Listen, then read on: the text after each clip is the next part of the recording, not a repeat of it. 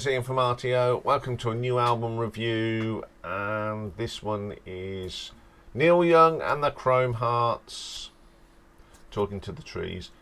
This is actually Neil Young's 48th album, and they are playing at Glastonbury this weekend. So, apart from Neil Young on vocals and guitars, we've got Spooner Oldham on Farfisa organ, Mika Nelson on guitar and vocal, Corey McCormick on bass, Anthony Logafo on drums. So first track is called Family Life. Now this starts off with a bit of harmonica, and then a really good vocal from Neil. It's a nice song. It's about going to get kids on it, and it's pretty good. Dark Mirage. Love the guitar on this, but oh dear, the vocal. Neil sounds so strange and strained. Oh dear, it actually doesn't make the song very good. It's struggled with that. First Fire of Winter. Nice harmonica on this. The great playing. The best thing about this is Anthony's drums. Absolutely super. The rest is a little bit, yeah. Silver Eagle. Probably the best track on the album. It's a good vocal from Neil. I think it's because there's more to the track. There's a lot of guitars and it sort of hides it. Let's Roll Again. It's not too bad. Again, I think it sounds okay because there's quite some heavy guitars, and it doesn't sound too bad with Neil's strained vocals. Big Change. Some great riffs on this.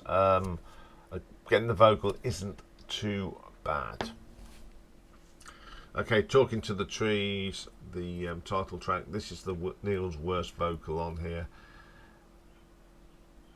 He sounds like a cat in pain. It upsets me to hear him sing like this. He just can't hit them notes anymore. It's such a shame. Moving Ahead, once again,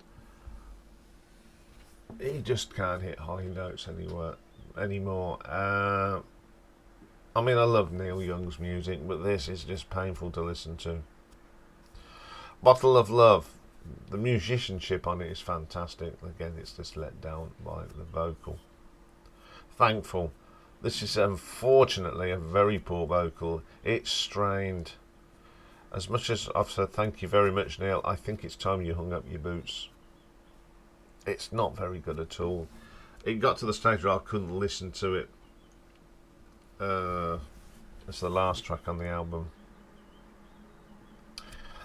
I've really struggled with this week. I think after about 4 listens, I couldn't listen to it anymore. In all honesty, there's 3 tracks are on here. The heavier ones, you know, Neil's voice is sort of being protected, but there's more gentle ones. It's just strained and flat. In all honesty, I think he should have packed up about 10 years ago. I love his 70s stuff and the Crazy Horse stuff, but this is just painful to listen to. It's such a shame because if this probably, I don't know if this will be his last album, but if it is, I dread to think what he's going to sound like live. I really hope it turns out all right for him. So I'm only going to give this a 4 out of 10 just for them 3 tracks that are half decent. The musicianship on here is superb from Chrome, but Neil, as much as it hurts me to say this, retire. You've given us many years of great music, so you know you've got nothing to be ashamed of, but don't do any more. Okay, that's not the best review I've ever gave, but it's an honest opinion. Okay, coming up next is the new album by the King Gizzard and the Wizard Lidders. Their 350th, I don't know, they churn out albums, and it's called Phantom Island. Bye for now.